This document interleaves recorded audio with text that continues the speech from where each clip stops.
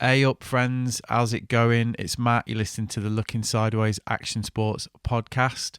We are on episode 64, believe it or not. Big thanks for the continued support, which I'm enjoying from everybody that's listening to the show. I hope you enjoy this one because it's a special one. I finally did it.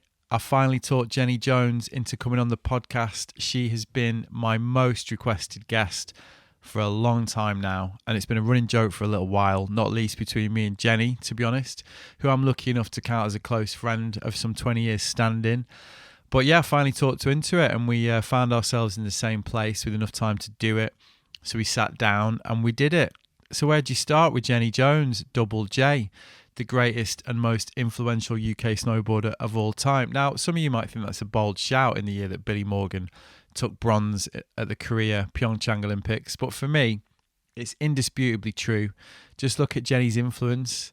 This is a rider that went to the X Games and won gold 3 times. That was before 2014, obviously. The fact of the matter is that Jenny Jones dragged professional UK snowboarding onto the global platform at a critical time during our collective development. Sure, there'd been a few outliers. I'm thinking Danny Wheeler, I'm thinking Justin Allison way back in the day. There's always been people that have had a global profile, but no one took it as far as Jenny.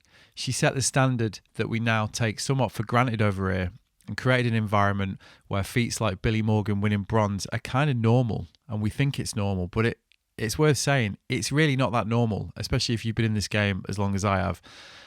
And yeah, Jenny was the one that set the standard. And therein lies a challenge when it comes to interviewing Jenny Jones. How do you have a conversation that doesn't cover the same ground? After all, Jenny's told the Olympic and Sochi stories hundreds of times, not least to me in a couple of written interviews we did just after the Sochi Games. And the other thing is, Sochi is not the defining detail of the Jenny Jones story. And in undertaking this interview, I didn't want to cover that same fairly tired old ground. And what I was really interested in doing was uncovering Jenny Jones, the snowboarder. Because make no mistake about it, Jenny Jones is an absolute frother. She lives and breathes snowboarding and surfing. She's a proper shredder in the purest sense of the word. She's never happier than when she's riding. And she loves chatting about it afterwards, which is what me and Jenny always end up doing, especially when we've been surfing. And the result is a lovely, warm, mellow chat about Jenny's love of snowboarding and the joyful life and times it's given her, the trips, the friendships, the experiences, the progressions, the setbacks, and above all, the perspective, really. And this, I would suggest, is the stuff that we all recognise, whether surfer, snowboarder, skateboarder, whether Olympian or beginner. It's the power of these experiences and how they shape you as a rider and a person. That's the Jenny I've been lucky enough to know for 20 years now. And that's the Jenny I wanted to try and capture on the podcast. And I'm happy to say that's the conversation we were able to have. Of course, we also talked about what she's up to now, about her workshops, the idea behind the concept, which is to share the insights accrued over a glorious career with everybody who goes on one of these trips. And of course, there are insights along the way into Jenny's process and career. And in this case, a brilliant and for me, revealing chat about the power of sports psychology and your own demons.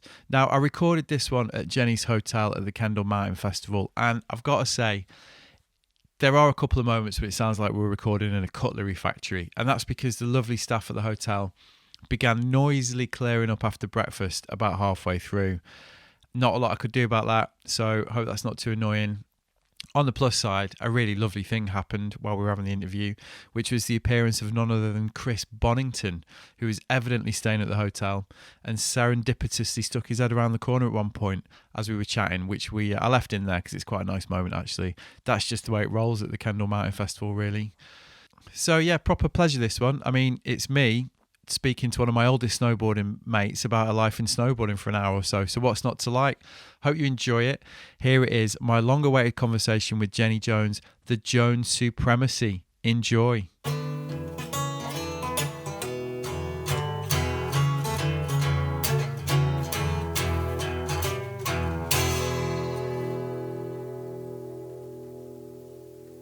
So what I like to do before I do these podcasts is knock a complete table full of drinks over. onto the mic to make the guests feel more comfortable. So how did that work out for you? That makes me feel great. I feel good now. We've wiped that up. That was quite a schoolboy. But thankfully the mic's still working, so we're good. So how you doing? You all right? I am very well, Matt Barr. Yeah, we did it. We're here. We finally did it. Our most requested guest, which is true, by the way. I don't know why. Though. It's just... Anyway, yeah, I'm here. We've done it. Thanks no for coming pressure, on. Jenny, for being interesting. Nah, don't be daft. So we're at Kendal. So what's the plan? Tell everyone what you're up to. At Kendal's Mountain Festival, but they do a snow night, so it's all skiing and snowboarding films that they'll show tonight. I think this is the third year I've come along. Always presenting. Yeah, I've just helped. Well, yeah, initially I sort of presented a little bit and had some interviews the first year, and then they were like, "Do you want to come back and help host it?" And it's just good. Get to watch. Big room tonight. What? 1,000 people. All right, that. They asked me to do it, and I was like, "No way." They asked me to do it with you, and I was like, "Whoa!" I was like, "No way." I'm not doing that. I was a bit shocked when I saw the size of the room this year because you went to the bike night last night, right? Yeah, I went to bike night, which was check it out, little recce. Yeah, it was good. It was good to see. It's just a different world, isn't it? The bike films, and I loved it. Right. Seeing some of the clips, but it's then that I realised, wow, we were stepping this up a gear for tomorrow. Yeah. So it's cool. It's all about the films, just watching the films. And you're interviewing Billy, aren't you? Billy Morgan and Leslie McKenna. Yeah. And Hamish. Billy Morgan, Leslie, Ham's here. Ham will be chatting on the sofa. That'd be funny to see what I get out of him. Yeah. He's another person I've tried to get on here, actually. No chance. Yeah. He is like, I don't think so. I'm not up for that, really. But maybe I'll give him another shout tonight. Yeah. No, it's going to be good tonight. There's Anne Fleur's film, isn't there? Jeremy Jones' film. Yeah. It's a froth fest, basically. A Land Shaped by Women, that's Anne Fleur's one. Yeah. Yeah, Iceland, that looks good. And then Canadian, like some really good skiers, some of their clips. Yeah. Yeah. Oh, God. That looks amazing. It does, doesn't it? Yeah. I was like, I'm looking forward to that. So it'd be fun. And you get a chance to like have a look around at other stuff? Yeah, I haven't yet, but last year... they've got the base camp with all the... There's good vibe, isn't it? There's so many talks going on, videos and clips and stuff. Like last year I missed Dan's talk. Dan Milner. Yeah. Podcasted yesterday. Yes. Oh, will that go out before this one then? Maybe? Yeah, probably about the same time, yeah. Yeah, So I wanted to listen to his talk really, because he used to obviously be in snowboard world and now he's in bike world. Yeah, he talked a lot about that actually. Yeah. Did he? Did some reminiscing. Yeah, back in the day, snowboard, because obviously he was running Snowboard UK when I was running White Line, so it's cool. It's cool to chat about those years. Yeah, he's had an interesting life. Yeah, he's done well. He's kept going. Did he talk about all the activism and stuff? He did a little bit. Yeah, he did a little bit. He talked about like poll tax riots and all that stuff. Right, yeah. Oh yeah, he was getting well stuck in. Anyway. Yeah. But so there is loads to hopefully catch a few tomorrow maybe. Yeah. You're gonna say I can't stay for the whole film awards. Right. But I just try and see as many films as I can. And I love that part. It's just... We're missing Good Swell though, right? Have you looked? Yeah, but I've been in the wars. Yeah, right. Actually, no, you did your heel, didn't you? Yeah. I didn't do my heel. Somebody else did my heel. Yeah, you got what? So you were diving at Croyd, and somebody. And to put it like, I obviously had like 5-6 weeks out with a bit of a shoulder injury, which was my fault. I fell over. Football. Yeah. Yeah. You know, when I was explaining, when a toddler is running down a hill and their legs can't go as fast as their upper body. I saw it happen, and I was like, you ran full pelt, didn't you, at the ball? Because it is a football thing that we do every year. And I cannot play football to save my life. I was like, oh, wow. I thought, and then I was like, oh, I got away with that. And then I was like, no, you were 10 minutes later, I was like, I have not got away with this. You were like green. I was like, I got to get off the pitch. Yeah. So what did you do? But then it was my AC joint. But then it was all right because there was no good waves for a month. Yeah. So I was fine. That's all you kept saying. I can't believe it's the beginning of September and I've missed this. Yeah, no, but it was actually quite a shit September, wasn't it, this year? Yeah. And then I got back in the water when it started getting good. Yeah. Luckily, it was all sort of aligned, and I was like, yes. And I had 3 amazing days of surfing. Yeah, it was in actually Devon. quite painful. Oh. That's the worst time of year to live in Brighton, that, when you lot are all getting stuck in. And it's on Insta and always Well, like, there's nothing God. stopping you. I know. Get I your know, ass down. I know. You are right. You are And, right. So you got some good days though. Yeah, and I was just having so much fun. Yeah. Like, because I hadn't been in for so long, and then that 3rd day, and I got like some really long lefts. It wasn't overly busy, you know, Yeah. and yeah, it's just really unfortunate. Like, So what happened? he did a bit of that quick. I was paddling back out, Yeah. and he did that quicker, the sort of, oh, I might get this one actually. You know that So you when you just turn around and turned I'm and there, went. Yeah. and I was like, dude, and I duck dived I tried to duck dive basically, and having a lot Got of your foot on time. there. Like. Got underneath. I got my body underneath, and Yeah. then his fin sliced the back of my heel. Yeah, it looked really painful. Yeah, it was. Yeah, it was. It was funny. Well, it wasn't funny, but yeah, I had to get up the beach, and you know when you're just like, oh my gosh, this is going to start. Yeah. And it just started pissing with blood. Yeah, and I was yeah. like, oh. So I got up to the car park, and And you got your wetsuit on, obviously. yeah, I got my wetsuit on, and I was like, don't cut my wetsuit.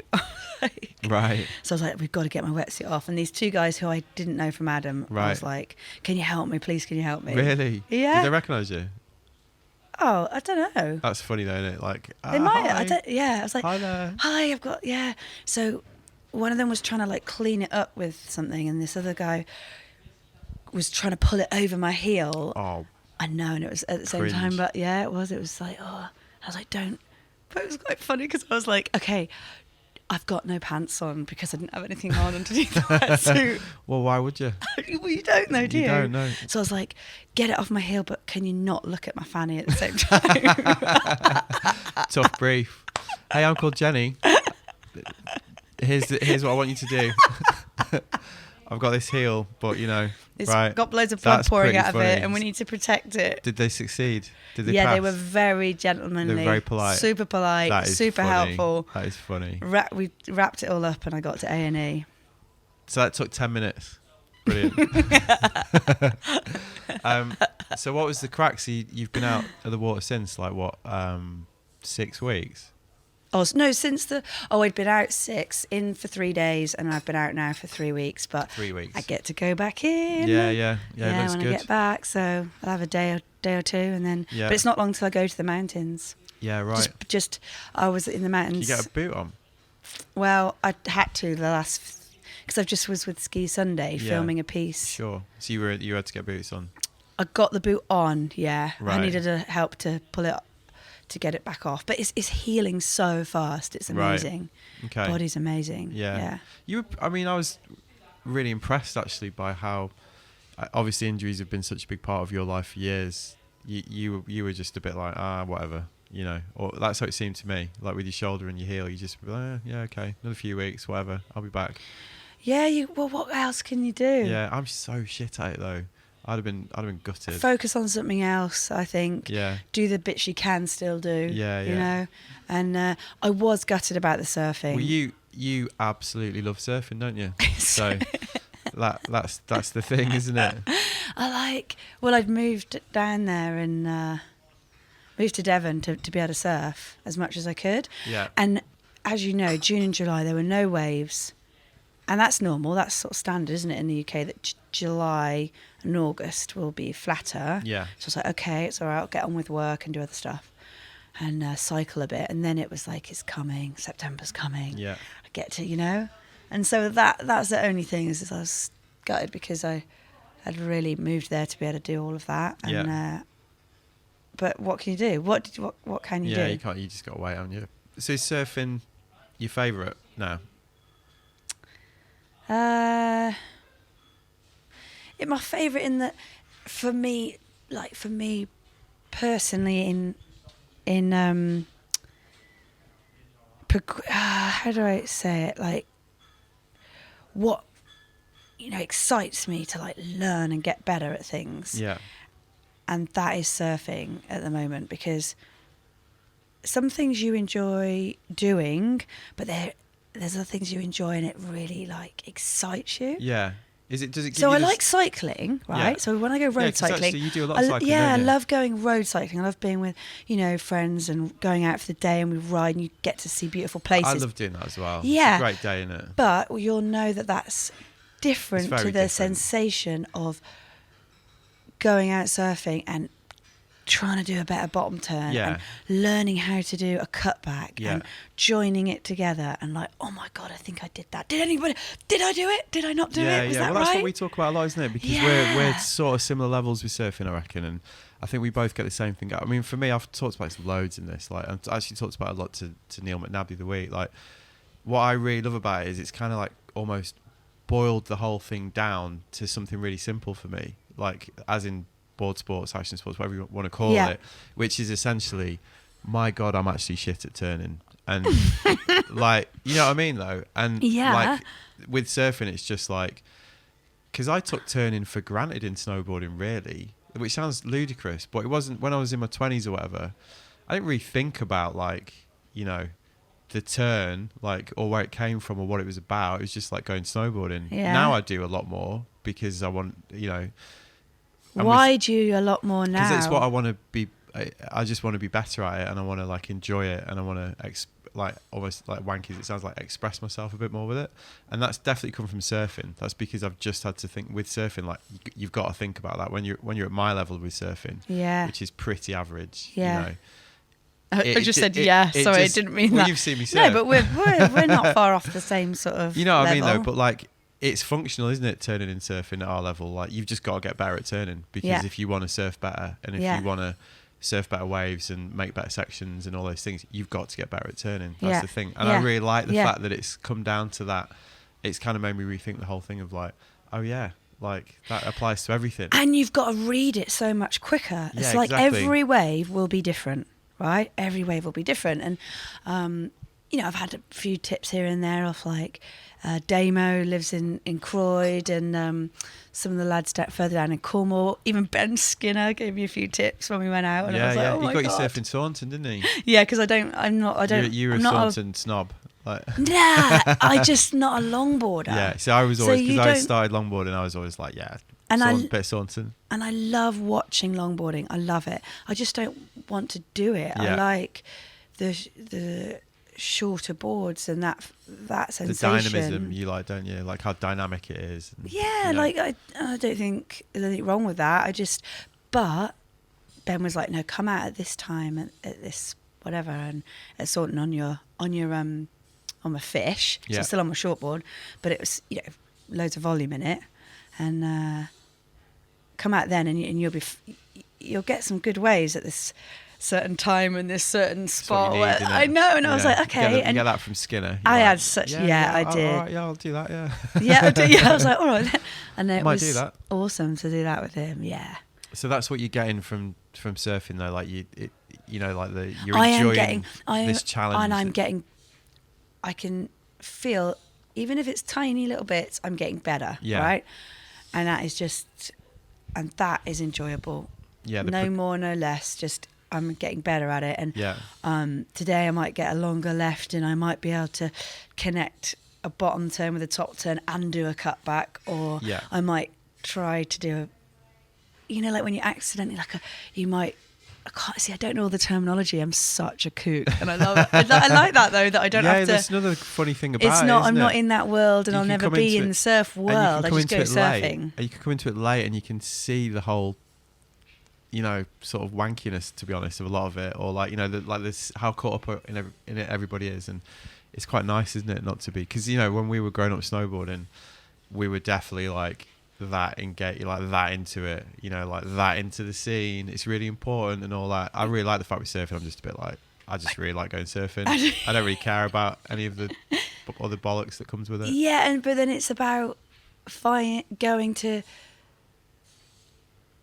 But it's still, you still want to surf with like a couple of mates maybe, or when you're in the water, it is nice to engage with other people a bit, and that I struggle with sometimes when people are very standoffish, or like you've got to kind of earn your right to be there, and it's really, if they don't know you at that break and you go in, you've got you go in and you think, oh God, it's all about the Well, first wave that you surfed catch. in Portugal last You year. don't remember? You're like... Do you remember that? We surfed in, oh God, I was on a foamy. I was like a, team foamy. Do you remember Leslie's birthday, our friend Les? Yes. Where did we go? There's it wasn't big, but it was quite good. And there's loads of locals out. And me and you paddled out. And we were like, oh And God. I was like on a fucking and they were all really good. And I paddled out and didn't know where the peak was. And just flukily was on the peak, and a set came, and it was like, well, I've got to go. You've got to go, and if you don't get this, Matt, I'm just saying. Yeah, and I actually got a good wave. Yeah. And I know exactly what you're talking about. Yeah. So they were all just like, oh, okay, leave him alone, which is fucking rare, because normally, I know. I'd be like on my arse and then skulking on the shoulder for the rest of the day. You know what I mean? But then it's also, don't you get those moments where you're like, oh, I think I'm getting a handle on this. Yeah. And Hey, then, I'm wha-pam! Yeah. You just I'm actually really good on my 8-foot foamy with all these local Portuguese guys going, who's this fucking kook? And oh my God, and then the next day you're just shot down. How do you handle that then? Because that is very different, that aspect of surfing. Surfers listening to this probably like, listen to these pair. But it is interesting. I know isn't it? that they will be, because we don't. I don't know. And you get the elbows and it's out? okay that I don't know. No, just you definitely. You just got to. Each break is different, isn't it? So now, some of the spots I surf at, I clock people that have been there a long time, or that clock me and know that I'm there, and they're like, okay, she's not a complete douche, and she can catch the waves. She knows where to sort of sit and what have you. But then they can get on with surfing almost. It's like, right, okay, now I can get on with the bit of like feeling the wave, and like it just feels so nice to get a good wave and surf along it.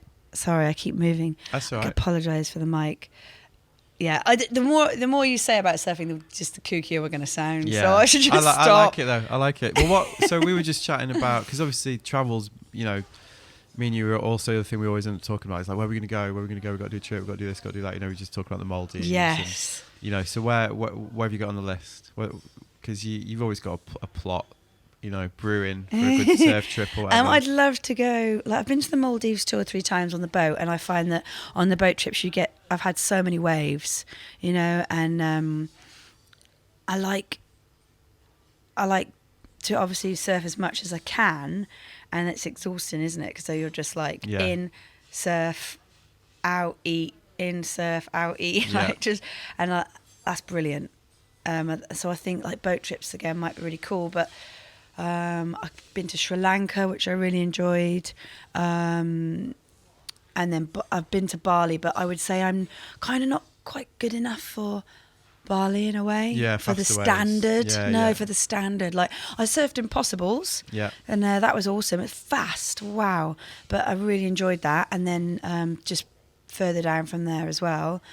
But it's again, it's the standard around me means that I'm getting less waves, so I'm getting less time to sort of do the fun bit. Loads of good surfers. So then it's just being a bit more like, okay, well, in Sri Lanka, the waves some people might consider not as good, but for me, than my standard, they are, and I'm a little bit further up the pecking order, so I get a few more waves, Yeah. So it's weighing up what you want more of, and then learning about going further, hopefully I can go further afield again. And I've heard about El Salvador and Madagascar and places like that. So Skinner and that went to Madagascar. Yeah, and I'd love to sort of try these different spots, but it's having, time and people getting time off at the right time for work and. Yeah.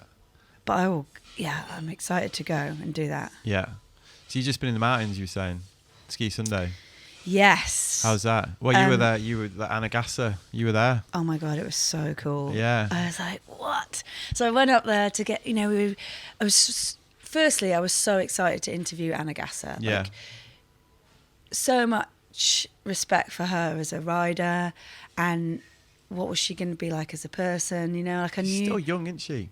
She's 27. Oh, is she 27? Yeah. Oh, I thought she was younger than that. No, 27. Right, okay. My bad. Interesting stuff, learning about her and obviously know her, but there's so much you don't know about people, isn't there, that you get to hear about. And great interview. But then to be up on the mountain, and we were there, and I was like, oh, so, we were going up the Pommer lift, and I was like, so we just, she's like, I'm probably just going to take it mellow today, Jenny. I was like, yeah, fair enough. You know, Right. cool.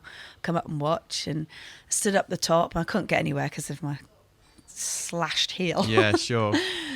And I was standing at the top, and I just saw her later on through the day, and I was like, her chin was kind of in her tucked down. And I was Right. like, I walked over and I was like, so, what are you doing then? You know, just breezy chat. Yeah. And she's like, I think I'm going to do the triple. And I was like, what? Sorry, what? Just super cash. Yeah. Just going to do that. I was like, and I was really shocked. I was really shocked because do you not think sometimes those things are all a bit sort of, in these days can be like very planned out and Yeah. right, going to have a private this and you're going to go here and in 3 weeks we're going to gonna- try it and we're going to get get the 50,000 angles cubic tons of snow. and the angles. Yeah. Yeah. And honestly, she literally was like, no, I'm feeling it. And I thought, yes, mate, you're feeling it. And if you're just going to go for it. Yeah. And the lads had said, because Matty McCormick and Jamie Nichols, GB riders, were Yeah. there, and they'd said, I've seen her do 2 with a layout. Right. You know, where you kind of overcook a Yeah. double and see. Yeah. And earlier on, she'd said the jump was really big. And Well, that's the other thing I was going to say. It's a big old jump, it had right? to be. Yeah. Had to be. But that's what made her feel Yeah. like she could do it. And yeah. I thought, Like, really obvious thing to say, but I looked at it, I was like, it's fucking fat, you know, it's massive jump. massive. Yeah. And then I was like, okay, she's going to go for it. Is she Yeah. going to go for it? And I was blown away. She, like, made it look really easy. She landed that, no word of a lie, first go. Yeah. Amazing. She hadn't practiced it on an airbag. Really? She hadn't done I was anything going like to ask that. you, actually. So she just got all the awareness from riding the jump. She's and such a, from what I've realised from those interviews, she's such a, from talking to her, a visualizer. Really? Yeah, Wow. just visualising stuff and watching stuff and Okay. So you've Yeah. got a really good relationship Such between good- that and then the outcome that she can make yes, with her body. yeah, and Wow. watching people do it. Does that differ from how you used to approach when you would try new things?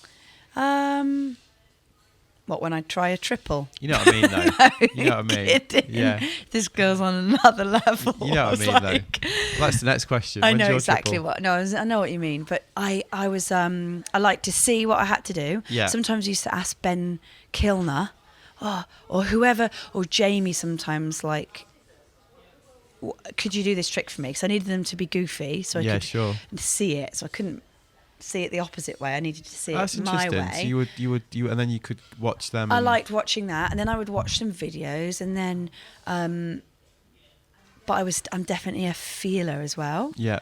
That sounded weird, didn't it? Sorry. I mean, like, I think it's called kinesthetic. Is Yeah. the right term? Yeah, yeah. And so I've visualised it, and you see what you're going to do. You think, right, okay, now you just blatantly got to go for it. Yeah. Because there were no airbags or anything like that. You just either went and did it on a powder kicker or in the park. Yeah. So I'd go for it, and I wouldn't get it that quickly, probably, compared to, say, Anna just then landing that straight off the bat. So it would take me a few goes because I was trying to find the feeling. Yeah. And then once I'd got the feeling, once one of them worked and I felt it, I would be like, okay. And then I could search for that feeling again each time. And Wow, then the no more way. and more, like, Right. I knew what I was aiming for, you know, because there's so many different stages of learning, isn't Sure, there? yeah. And there's always that, I think it's like second or third stage where you realise what you've got to do, but you can't quite do it. And that's Yeah. the most frustrating. But Right. so then I watch, feel, and keep going. And then using the video helped Yeah. later on. Using the videos. Like I remember me and Katie, this is going off chart, but me and Katie Brower, who's an Aussie girl that I met in my second or third season. Yeah. We used to just film each other, not for anything but to see what we were doing, so Right. that we had that The reference. the reference. Yeah, we would go and build a jump like out in Vale Pass. We'd hike up there with our snowshoes, wouldn't have a clue. We'd build a jump and we'd just go off it tons and tons and film each other alternating. Right. And we'd work it out together a little bit with the video, you know? Like, Right. oh, I think you're doing this. Yeah, I think I need to do that. And then watch it back until we got it. So that was the early seasons. Yeah, Right. that was... It's actually 10,000 hours, isn't it? Like, you know what I mean? Like when they say, Yeah. you know, people hate that, but like that's the work, innit? That's like the actual. Yeah, and I've also heard that from when you start really giving something your invested time and energy, like it's 10 years from that point that you really succeeding. Yeah, well, But whether it's that a similar is, idea, yeah, isn't it's it? a similar idea or not, I don't know. But if you think, I started in 1998, 99. Yeah. Right, so 99 really. Think when I won my first X Games. 10 years. 10 Yeah. years, bit Well, weird, isn't it? And then I had a good 2 years. Yeah. Results. Well, the 10,000 hours things is 4 hours a day for 10 years, isn't it? Yeah, but there's so many things since that, It's isn't there? It's very like it's a very yeah, sort of like I wouldn't easy go off that. one, in it. Like it's a nice reference, though, isn't it? Yeah, you know what I was getting at. Yeah. So that was really fascinating. But she is a pure visualizer. So Not pure. I'm sure she rides with peers and all of that. So she's got mates that she asks. I'm sure they talk about stuff. Sure, of course. Yeah. You know. Yeah. But she's not got like a specific coach as such. I don't think. Which I think is the same with a few other athletes that I've spoken to and myself. Like, I didn't have a designated coach probably until 2-3 years before the Olympics. Yeah. Because you had to, and also because I felt I needed that help from someone to speed up my learning. Sure. And that's when Hamish came around. Yeah. Prior to that, Nelson as well and stuff. So, but we're going off. Are we going off? No, on this is a great. random... This Sorry. is great. This is how it rolls. This is good. This is the whole point. You have to worry about that. But I did, yeah. So I learnt through the years. I learnt from different people, crossing paths with some of the people you spoke to. So Neil McNabb, that community camp, so influential. So massive. Yeah, he just glossed over that as well in his chat. He did. He was just to be like, oh, then I did this thing called community, and I'm like, that for me, like that was massive. I learned a lot off that, and just facilitating that for us to go to. And I learnt a lot from him, and then over those years as well, like for sure. But then prior to that, my first year, my boss at Chalet Chardon, he was a really good snowboarder, Mark. And who's that? What's Mark's last name? It's not Mark Ellis, is it? No. God, I can't remember. Right. As you will realise through this interview, my memory's shit, Matt. That happens to us all.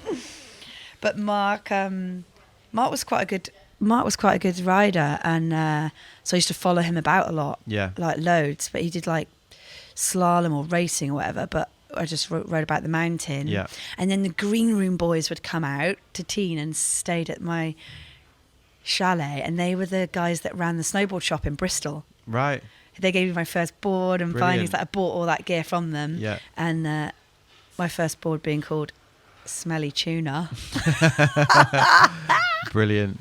That's such a late 90s vibe, isn't it? It was so funny. So they'd come out and I'd shred around the mountain with them as well, and went off a noticeably bigger jump for the first time with Mark, and loved every minute of all of that. And it's really weird because as a chalet maid, everyone talks about how they partied and they go to Val d'Isère and they did all that, and I don't know how I didn't end up in that sort of world of getting levered loads, and whether it's because I love the snowboarding so much. Yeah, well, it's probably that, wasn't it? I mean, I think that's a very good thing, really, because that's another thing that comes across with the British scene chat. Neil again talked about that. There was a big, God knows I was part of it. There was a big sort of partying contingent, and then kind of like less so, more serious about the snowboarding thing. I really regret the fact that when I look back now, like I really. But I don't think that was a conscious thing by anyone. No, I don't think it wasn't either. like I was. Oh my God, I'm going to be serious. There was nothing like that. It's just who you were and what you did, wasn't it? Like, it was just. But it's one of those you look back, don't you? And I was a bit like, fucking hell, I could have made better use of those 10 years. Yeah, I caught up with the partying later on. Yeah. I mean, it's silly to think like that, obviously, but it is funny when you look back and you see. Because Neil, it was really interesting talking to Neil about it, because he said, like, he felt a bit of pressure to do it almost. What, party? Yeah, and I was a bit like, wow. Like when I think back to you, you were like this giant, you know, like that just were your own man so much. It was super intimidating, don't you think? Well, I just thought he was such his own man, and I was really impressed by that and quite intimidated by that. Yeah, it was like a combo of the two. You were like, oh, I want to like know this guy and learn and do all this stuff. Yeah, it's just it's like James Stenterford as well. You know, they just seem so sure of themselves, of who they were, and that stood out, I think, because you don't know that when you're in your 20s, do you? You know, you just do your thing, but you don't know what you're doing really. So when you meet people that come across in that way, I find it really impressive. You know, I was always a bit like, wow, they seem to know their shit, you know. Yeah, like massively. And so when Neil said that, I was like, wow, that's just what a good lesson that, you know, everybody is basically thinking the same thing. Really. Some just hide it better, you know, essentially. Right, so that's interesting. So those days you were just frothing, you were just learning as much as you could. I kind of, I really was just like, what else can I learn and what else can I do, and meeting different people along the way. Didn't really. I remember like Gumby's big day out and things like that. And they were big dues. That was a big deal, like to go and do Gumby's big day out. Yeah, Danny won. That was massive, wasn't it? It was a huge thing. I think that was later on, wasn't it? I don't know. Like this was when it was just in the back bowls of Val d'Isere. Oh yeah, like the proper early days. Yeah, when it was barbecues and going and hacking. Yeah, everyone used to come over from Maribel. Like, you know, it's a big deal, wasn't it? Yeah. So I remember doing all that, and then it developing to kind of. I don't know, like where did I, like what happened after that? Oh my God, my memory is so bad. It was a while ago though, let's be honest, you know, it was. That was, all in the first season. Then you got your, then I went to Canada. Yeah. I was like, right, I'm going to Canada now. Yeah, well you did that quite quick as well, didn't you? Second season. Yeah, you were like, again, it was, I remember being really impressed by that, because that's about the time we met, and I remember it was like, oh wow, like, you know, Jenny's gone and done that, you know, like got out of a comfort zone a little bit and just gone out there, whereas we were all still bimbling about the French Alps. Well, I just thought, they've got parks and pipe, and they've got all this. That's where you got to go if you want to get back. Yeah, and I thought I want to, but also it was just something different, you know. And I went there and I met some awesome people there, like my Canadian friend Sarah, who she used to work in Sushi Village, and I used to work in the donut shop, and you know, we used to go and just go out snowboarding every day. And then I think the following year I worked in Vale, and that's where I met Katie Brower, an Aussie chick who, again, I was drawn towards other girls that were trying to just go out and snowboard as much as they could. Yeah. And then there was also, you know, I'd be riding with the likes of Scott McMorris and Gendel and Elliot Neve. Yeah. They had a house full of lads, you know. One year there was like 8 of us. They were definitely partying. Yeah. And then we ended up in that house. So I went to, you know, I got a great friend called Winnie, who I'm still really good friends with now, who I met at... Yeah, I know Winnie. I met her getting my passport renewed in wherever it was in Canada. Right. And I said, do you want to come? We've got a spare spot. You want to come live with us? So she came and lived with us in this house full of like 7 or 8 lads, and we would snowboard all the time. And it was pretty full on with all the guys, you know. Yeah. But again, and then I started to party a little bit more, and I understood, this is quite good fun. And, you know, you found yourself trying to get around as many hot tubs as you could in one night, you know, like season of life. Yeah, getting caught, it's part of the game, isn't it? Yeah, getting caught doing all that. So that was wicked fun. But I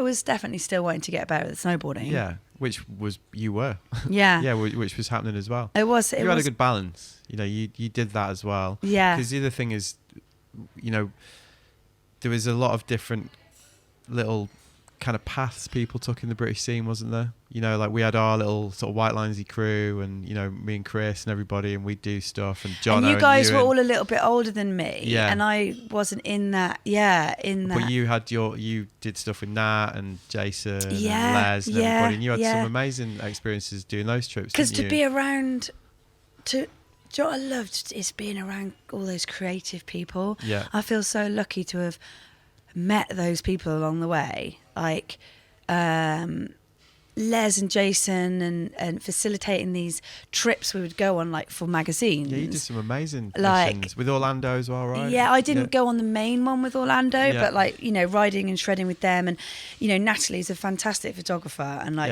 the adventures we got up to. Unsung heroine of the British scene. And we had such a laugh together and got to, you know, we'd places like I said, we went to Canada to Kicking Horse. Yeah. Got to ride snow in Kicking Horse. It was brilliant. And we'd be caught in these.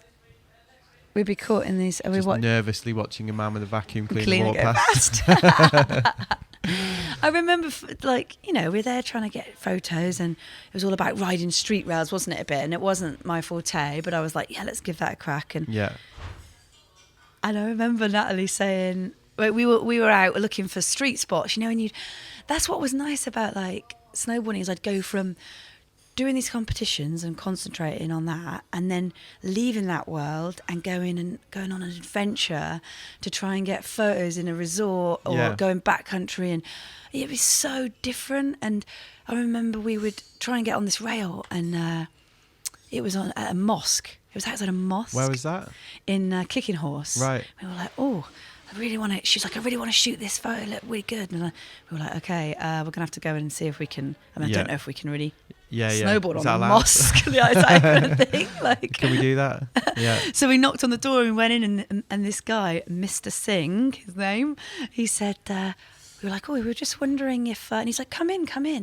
And we ended up sitting down and having like 10, 12 people bring out this, you know, these wonderful like Indian dishes that we all started having to eat, and it was brilliant. We were like, could we possibly hit the rail like outside your mosque? And then he came out and he watched us hitting the rail and served us tea, and I was like, this is so bizarre. We're like in Kicking Horse snowboarding, but when would you, well, those are the experiences that like that I make mean it, one aren't they? example of like you know, tons. Well, and this is it's really lovely that you're talking about this, because I think this is, you know, I think a lot of people, it's like Jenny Olympics, blah blah blah, which was two years of my whole but career. this is what I know about your snowboarding, and this is how I remember like those years, really, because I obviously, because we all grew up snowboarding together, like that was like obviously a massively important thing, but it was like kind of the end and like just one part of it, wasn't it? This is was the bulk of it, wasn't it, what you're talking about now? Like these experiences and these friendships and these trips, you know, and which is perhaps not that well known to a lot of people, you know. No, not really, I guess, because it was that, and that's what I loved about snowboarding and still now is like that mixture that you get of all those experiences and adventure. Like Dan Milner, I went on so many awesome trips because of him. It was his idea and insight to go and do those things. So I'd be like, oh, Jenny, do you want to come and, you know, we're going to go to Saint Bernard, is that what it's called? Saint Bernard. And stay, you know, meet monks and stay in here. that monastery. I was like, Petit Saint Bernard, isn't I was it? like, Petit Saint Bernard, that's it, thanks. And I was like, I'd love to come do that. That sounds cool. And the task was to, you know, try and get good photos as well and ride nice snow. And he was so funny and insightful to be around those sort of people. And again, it's being around knowledgeable and creatives was, I'm so lucky to have had that, I think, you know. And so then in the back of my mind, I still got my goal of I'm going to the X Games, I'm going to get to the X Games, you know. But that, what a well-rounded kind of experience as well to have those parts. Yeah, and you managed to do both, which was brilliant. And it's kind of what you've been doing since, isn't it? You've been going snowboarding. You know, you've been doing your workshops. You've been going to Japan. You've been you've been doing those trips again. Like you know, obviously you had an amazing number of opportunities, but essentially you just went riding again, didn't you? Which was I went. It took like a year or two, I would say, after the Olympics, because it was a whirlwind for like 2 years. Yeah, you're pretty busy. 2 years, and I was like, okay. And then I started to go, right, what can I? You know, I'm going to start trying to set up the workshops now, because I really wanted to share with people what I got to experience, you know, like this with that you're talking about, like this, and like but also like what comes with getting to that level and all the different aspects that come with it. You've been quite careful with the workshops, haven't you, to try and represent that? That's what it looks like, you know. You've careful, like I want it to be a bespoke like experience where you're like understanding we get to go snowboarding and we're going to improve our like snowboarding with the right kind of coaching and guiding, but then we're also going to look at like how does your mind affect that? Because for those years for me when I was competing and improving and trying to get over injuries, etc., so much of that is in your mind, and you'd be lying if you said it wasn't. It really is. Well, anyone can relate to that. You get to a point and you've got to overcome the mental barriers, don't you? No matter what level you are, basically. So I thought that would the things that I was exposed to as far as the sports psychologist I met and the trainers and things, I thought I'd love to share this with other people so they can, almost like your general public, but enthusiasts for snowboarding. And I thought, right, I'm going to just do this 1 week, which combines all of those things and understanding the importance of the calm with the crazy. Because it's when you go snowboarding, it's all guns blazing, isn't it? A lot. You're like, okay, let's walk along this ridge line. Oof, you know, remembering all your. It's heightened. It's a heightened mindset. Yeah. And you think about, especially when you got like all your mates and everybody's effectively showing off. What we're doing, or are we going to try and drop into this sort of cornice, or is it safe? Is it not? And all of that's going on, and then you're like, okay, and those are those sort of how are you going to balance that when you come off the hill, and how are you going to reframe it and recharge it? And I'm really aware that there was some lovely old lady. That was Chris Bonington. Yeah, that was actually Chris Bonington that just walked past. It is. That's so funny. I just gave him a little wink. When you look and you're like, is that? Do I? Yeah. As they go, bit of Kendall, classic. Kendall. Yeah. And oh no, I'm saluting right now. We're just saying hello. Hello. We've got to get a picture of you and Chris after this. That's so good. And well, it's don't know where we're at now. No, well, it's interesting that you talk about the psychology stuff, because that was a question. I did ask questions, got a few questions. Oh yeah.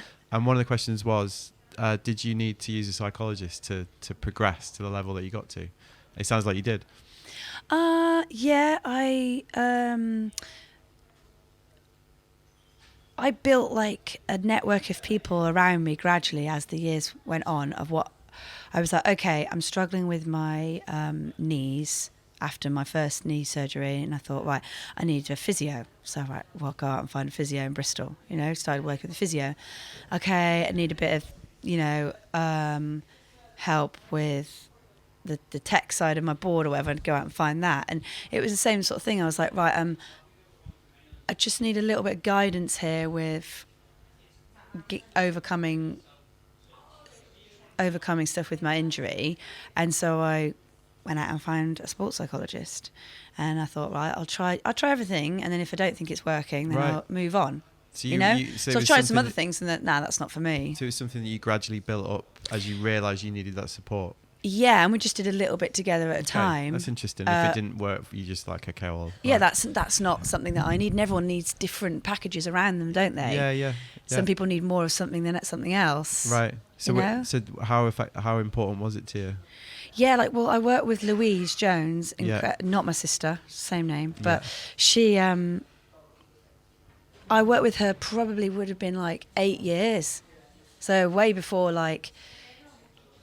I didn't have a coach, know, but actually was she in some ways, when you think about that, to get to the X Games, and I would say for me, that was my goal, and I knew that I needed that help in that respect from Louise, and she helped a lot with learning about visualizing things and processing, process goals, your controllables, what can you control, what can't you control, those sort of, I'm sure you've heard those things before, Matt. Yeah, sure, yeah. So, can I control the weather? No, I can't. Can I control what that girl dropping into the park is doing? Yeah. No, I can't. So, and I want to be able to do this trick, and focusing on what I enjoy. She kept reminding me, what is it? Why are you doing it? It's like, because I want to land a 540, or I want to land a 720, and boring as that may sound, that is simply what it was. I just love. I don't think it's boring. I personally find it fascinating, because I'm very aware personally of how much I do get blocked by my own mental things. So even for example, what? Like surfing.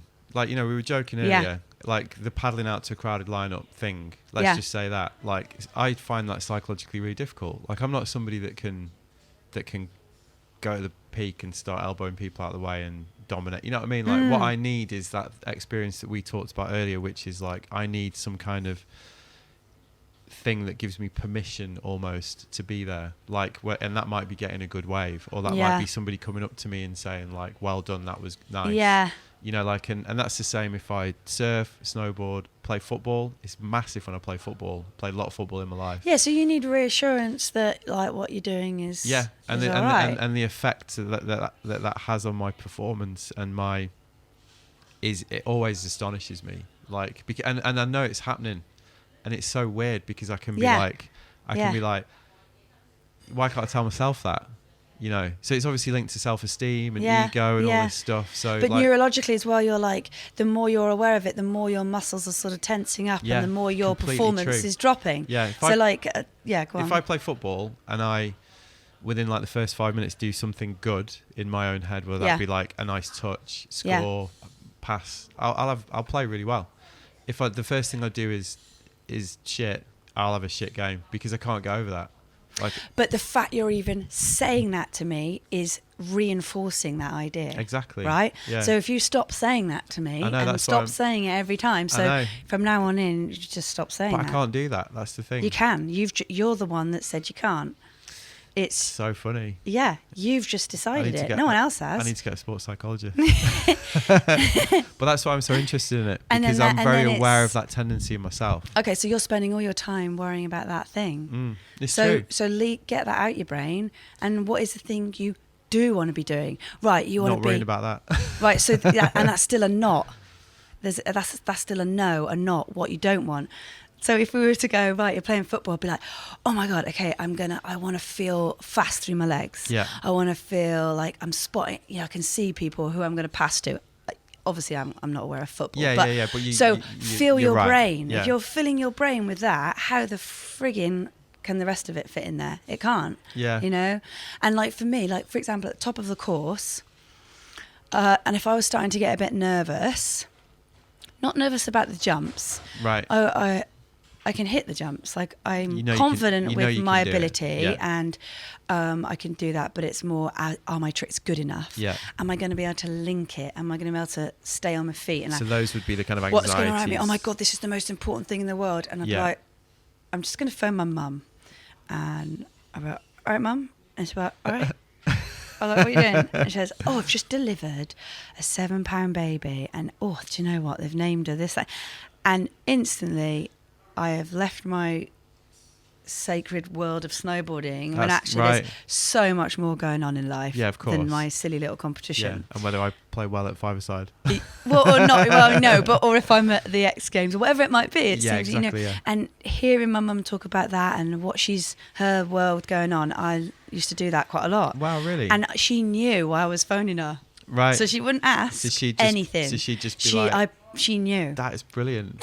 So she just, Jenny. And it would be the most mundane. She'll be at the drop-in. But then I do the same with Louise a little bit sometimes as well. And everyone has different techniques. Like, you look at the top of the course and you stood there. It's so funny what everyone does. Yeah. Obviously, there's a tracked-out path into the forest where everyone likes to go for a pee. I mean, that is covered in like... Yellow snow. Yeah, and then some people are dancing. Some people are listening to music. Some people like to chat a lot. Some do not. Yeah.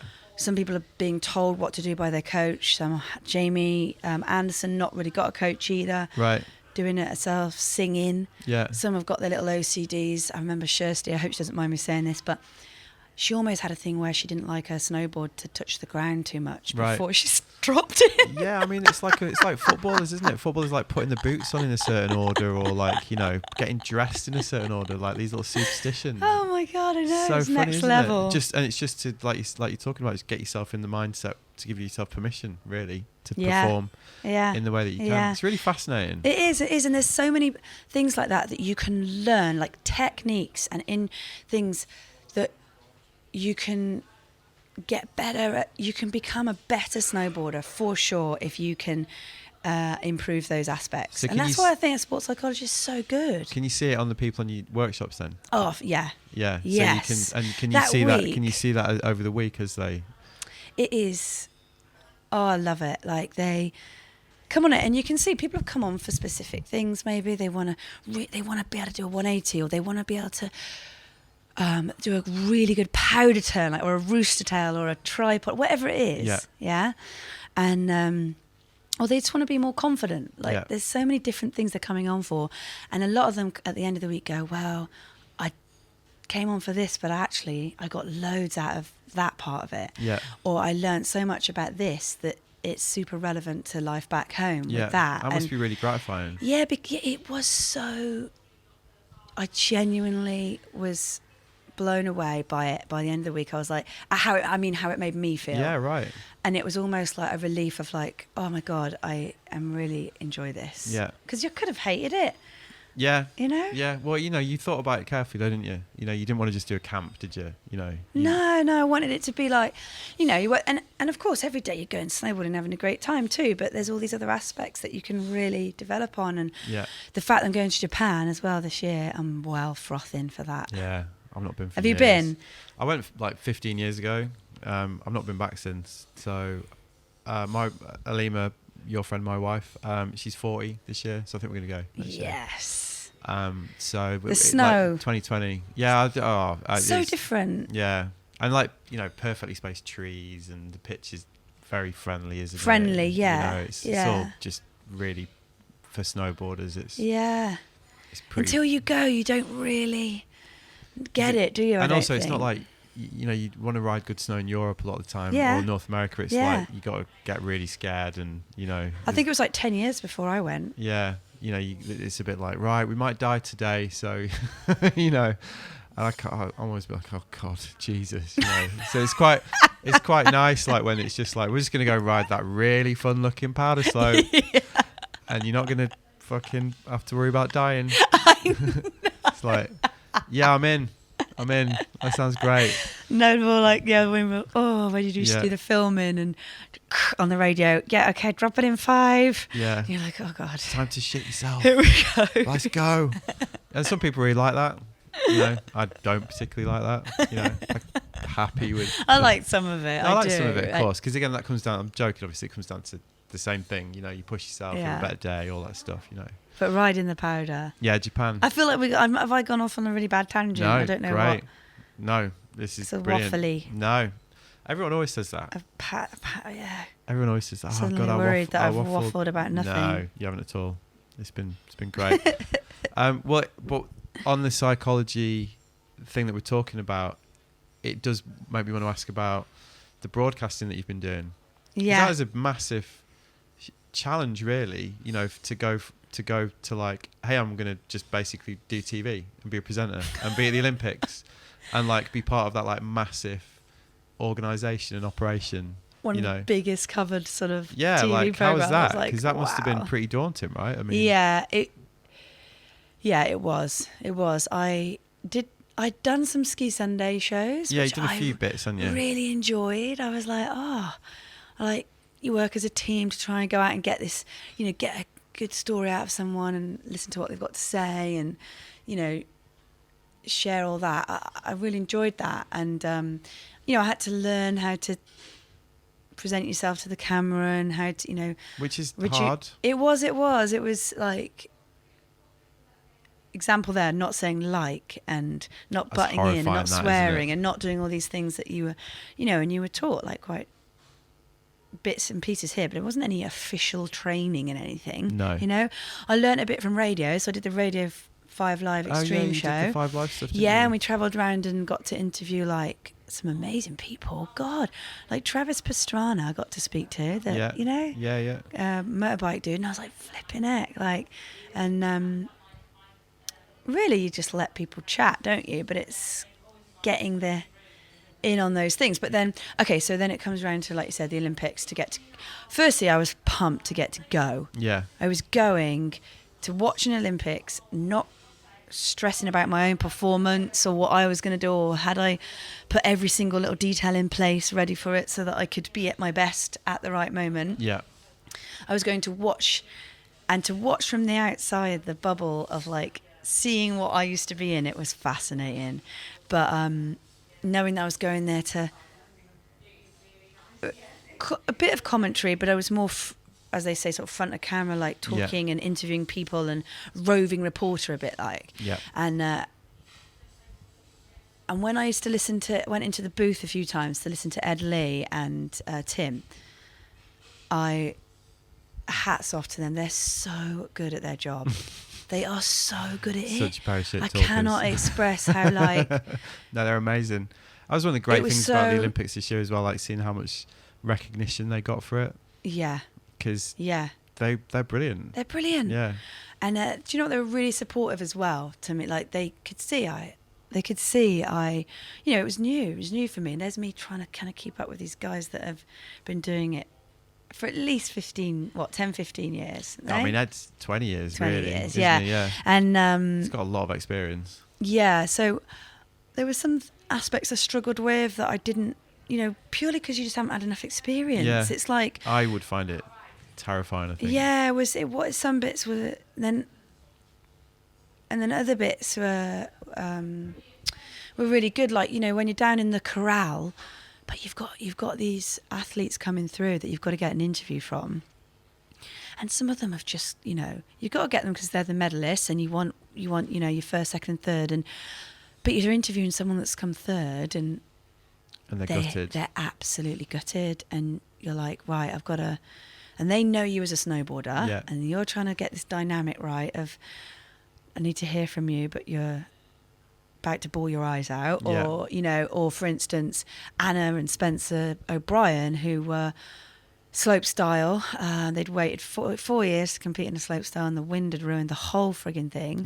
They still had to ride through the course. They'd done it all. It was a big hoo-ha, and you're trying to chat to these people and you're just devastated for them. And I think that was the hard part for me, was not letting my emotion of like empathy for them get in the way of what I was trying to get out of them for the TV. Yeah, sure. Do you know what I mean? Yeah, completely. So I wanted to give them a hug. I wanted to like... Yeah, I mean, that's really difficult in that context. Yeah. I mean, I'm quite lucky on this because it's so informal. Yeah. And it's just so like, the whole thing is like two mates having a chat sort of thing, Yeah. So you can just be that honest and you can be that... But yeah, it's different in that context because obviously there's a certain editorial requirement, really, isn't there? Like that you need to fulfill. I can see, because you're a snowboarder, you understand them, you empathise with them, but equally that probably they're going to give you more, aren't they? I think that I definitely think some people spoke to me more because they're like, it's Jenny, okay, she gets it. Yeah, and you could sense when someone was a bit peed off, and you were like, oh god, here we go, right, delicate, but still got to ask it. You got to ask it because that's what everyone wants to know about. That's the job. Yeah. So, but I did enjoy that in the commentary box. Sitting in the commentary box, I laughed so much. Matt. Oh my god, listening to Ed and Tim and being part of that group for that week or two was brilliant. It was fucking funny. They're such a good laugh, and I like that part of it. Running around getting to all the different locations was pretty tricky, and then Baltic cold for the first 3 days, and the rate, obviously everything slows down, like your mouth slows down, your brain slows down. That's all everybody on the TV kept talking about, actually. It was like, bloody hell, it's cold. A female presenter, some of them were saying their makeup was freezing to their face, and we were like, oh my god. Right. Jesus. So that was like trying to stay on it in that, when you really just want to go in and get warm, and but I feel so like privileged to have had that, to be given that opportunity by the BBC is brilliant.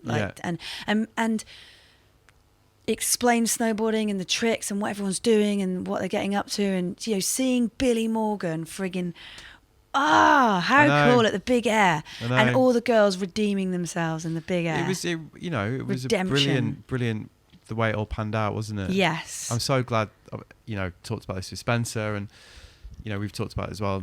It's brilliant the way that the girls' big air did just actually tie it off nicely, and did actually demonstrate the level of progression that is around. Because that was the big shame about the slopestyle, wasn't it? Yeah, it was. It was obviously it was a personal sort of shame for all the girls, but on a snowboarding perspective, it just we know that that's not the reality of it. And No. And that was just obviously really gutting, wasn't it? Yeah, see. really gutting. Especially when the men's was so sort of, 2 Olympics now, the men's winner's been like a snowboarder, hasn't it? It's been all that sort of chat. Yeah. And that big air, it was all the heavy hitters were there, and everyone was in it. We knew what was going on, and there was enough girls at a high level now to really create an exciting contest. Yeah. As well. It was great. Putting down who's going to do what trick you got, and the level that they were at, and the partly that development of the airbag coming in, and women being able to try tricks on there, and I think that has definitely made a difference. Would you like to be in the thick of this progression? That was another question that kept coming up. Was it? Yeah, are you glad you're not around now? Really, to be blunt. It's so hard to say, because you're saying that as someone who's had 5 knee surgeries, an ankle surgery, a shoulder surgery, broken bones, this, that, and the other. So my body is like, oh my God, I am spent, because physically, I'd rather be able to go surfing for the rest of my life or whatever. So, but if you asked my 20-year-old self, you'd be frothing. I don't know, because I don't know. I just think it's great. Progression back when I was there, we were trying to do a backflip. Yeah. And you're trying to do a 720, and it would be so sad if that was still the level of progression. That was where it was at, and to see where it's at now is that's where it should be. It's brilliant. It's brilliant. Do you have an opinion on where it should be? Because that's such a thing in snowboarding, isn't it? Especially in male competitive snowboarding. It's the whole thing, it's too gymnastic-y, styles being lost, that whole sort of argument, the triples, the quads, it's not good for snowboarding. You know what I mean? Yeah, do you have a view on that? I feel that with the women's, you mean? Yeah. Yeah. Because obviously this is a big milestone that Anna's laid down, big marker.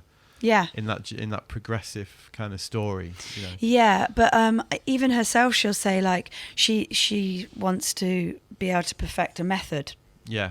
Right? Yeah. So on one end of the scale, she's doing a cab triple, but she really wants to perfect a method, and she wants to go in the backcountry and do all that. So in her saying that, who's leading the way in along with the Japanese riders, like Lele Iwabuchi and things, there are riders out there, and I think it's so individual, because there are some that want to keep expressing their riding in a creative way or in a technical way. So it's not, it depends on each of those persons that are involved.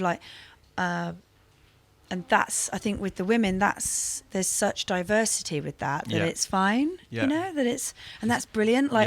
There's, that'll lead it rather than, they're all going in different, they all do different aspects of the snowboarding. And I do think those technical tricks are what's going to be needed for the contests, because competition is at the moment anyway, those technical tricks and piecing it together. That environment's going to breed that, isn't it? Yeah. And but then there's space in, do you know what? I don't know. I don't know where it's going. I mean, it's almost like a philosophical point in snowboarding, really, because it does what it does, doesn't it? You know what I mean? Progression happens. You get these athletes with this, environment where they can push the boundaries to this point. It just goes the way it goes. I think with the male snowboarding competitive thing, because there have been quads and because it's been going on for a few years, this conversation, it's all a bit after the fact, people are worrying about it. You can't stop it. It's just going to keep going, I think. Yeah, and I think no one's stopping anyone going down other outlets of and those things are great. And those things are happening. Yeah. So, as long as you can facilitate those things to happen, the only thing that could happen is that the support and the backing behind doing other things might start to dry up. Maybe, is that the right word? I don't know. So actually the only way that you can fund those things is by being on that road, which would be a shame and be sad. But I don't know if it's starting to go that way or not at the moment, but I'm thinking, aren't I? Look at me, I'm doing my thinking, and it makes not good for a podcast because I'm like just staring. Hand on chin. Yeah. Hand on chin. Well, we've actually probably got to go. Oh, yikes. Because it's 12:15. Is it? We've got, it's flown by. The final question is going to be from my wife, Alima. Who would you swap lives with? I asked you that at the start. And you were like, what the fuck is that? Who would you life swap with? That was the question. And that is a hard question. Yeah, because really you want to life swap with someone that you've never heard of or don't know, because they're living a life that's probably quite satisfying because they don't need to, it's not... That's a good answer. Do you know what I mean? Yeah. You wouldn't see or hear of them, and they're probably... On the swapping thing, I got a question off... Martin Freeman might be quite cool. Yeah? Yeah, something like that. But like I said to you, it would be quite interesting to be a man to have a penis for the day, just to see what that was like. That's the obvious answer. Sorry. Childish. No, it's good. Can't end on that. Please don't end on that. No, I'm going to end on the question. Another question I got off Instagram, which was off Matt Surfs Good. Punchy Instagram name. Would you swap your snowboard career for an equally successful surf career? It's a good question, that. No, I wouldn't. Because now I've got surfing. Yeah. And I can... hopefully I can only get better at surfing. Yeah. Right? And you can enjoy it. And I can enjoy it, and it's amazing. It's good. There's so much to come with surfing, but then equally with my snowboarding, there's all the free riding still, Yeah. There's all those things you can still do with snowboarding, and going off and hiking, riding powder, finding different terrain to do that isn't necessarily freestyle and hard kickers. Yeah. So I've kind of got a bit of both, haven't I? Yeah, you're in a great spot. So I do, yeah. You can choose it. You can choose it all. Yeah. Yeah, I think that's where I'd go with that. How was it? Enjoy it? Too early to say. So there you go. That was my interview with Jenny. I hope you enjoyed it. And she nailed me, eh? Absolutely got me on the sports psychology thing. I was quite taken aback, actually. Sounds obvious when someone else points it out to you. And when I listened back to it, I was like, oh, yeah, well, she's obviously got a point. Interesting stuff. I want to say a massive thanks to Jenny for coming on the show. She was super busy at Kendal that weekend, and I really appreciated her for making the effort. As usual, huge thanks to my friend Owen Tozer for taking the pictures that accompany this one. Owen is tirelessly helping me with all these interviews when he can, taking the shots and making the whole thing look great. So yeah, check out his work. He's at Owen Made Up over on Instagram. And I think you'll find lots to occupy you there because he's a very talented lad, as I like to mention every now and again. Anyway, if you enjoyed that episode, you might want to check out some of the other episodes in the back catalogue. Interviews with Lane Beachley, Easky Britton, Sophie Hellier, Tracy Mosley, Anne-Fleur Marxer, Sean Lee, plenty more. I know there's still a massive disparity between the number of men and women I've spoken to for the show. And what can I say? I'm working on it. I'm constantly working on it. If I had my way, then it'd be equal, but it's just not proving to be that easy. And if you want any more on that, then drop me a line and I'll bore you to death with why. Anyway, next week, I'm going to be dropping my interview with the great Dan Milner, and what a rollicking tale that one was. If you enjoyed the Dave Mailman episode, for example, you're going to love that one because Dan's fitted about 10 careers into one lifetime. And we chatted about it all, and very enjoyable it was too. And then drum roll, it's almost time for my Christmas special, which I recorded last week in Birmingham with my friends Tim Ward and Adam Gendel. Now I'm going to be releasing this one on Christmas Day, so make sure you subscribe for that one. I recommend listening to that one with some Jägermeister and mince pies to hand, which is randomly what we ended up consuming/imbibing as we recorded it. Elsewhere in Housekeeping Corner, big thanks to everyone who subscribed to the newsletter recently, actually, which I send out every Friday with 5 things that week that I think are worth sharing. Film clips, books, articles, merch offers, context for that week's episode. It's a right old cornucopia of action sports-based factoids, that thing. If you think that sounds like a bit of you, head over to my website, www.wearelookinsideways.com. Sign up, and important detail this. Make sure you click the link you'll get in your inbox, confirming that you're not some spam farming bot intent on destroying the internet. And you'll receive it every Friday to give you some much needed pre-weekend dream fodder. Right, that's it for this week. I'm off snowboarding for a few days, and by Christ, I believe it snowed, so I'm quite excited about that. I will be spamming the shit out of my Instagram stories if it is any good, which you can see over at We Look Sideways if you're so inclined. In the meantime, thanks for tuning in. Thanks for all the feedback as usual, and I'll see you next time. Nice one.